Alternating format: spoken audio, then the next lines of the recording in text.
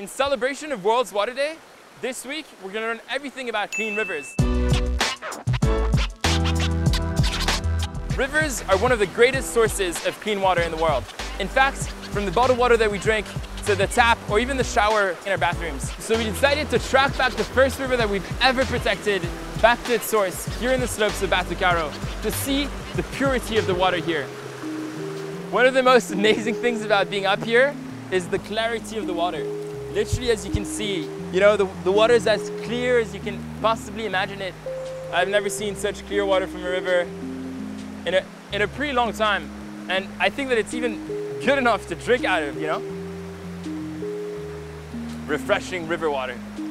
But the truth is that not so many rivers around the world are adequate enough for you to be able to drink out of.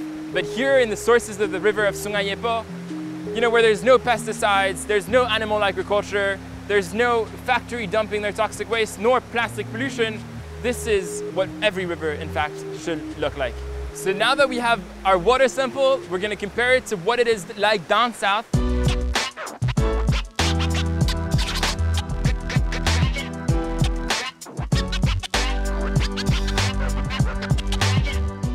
So we're here at TrashBoom in the south, about to get our second sample collected, and I think this is very interesting for us to know exactly what's inside the water, because whenever we have to clean this TrashBoom element, we are obliged to go in and handpick each plastics.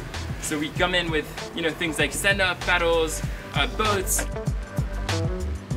We've learned so many things from just operating this one TrashBoom. As you can see, this is a lot of waste collected all at once, from tree logs to all sorts of plastic bottles. So we're here to take our second sample in the water. Not too bad, actually. I was expecting a lot worse. Although very murky waters. I definitely wouldn't take this one. So we just got our two samples, but because of the virus, unfortunately, a lot of the labs are closed down.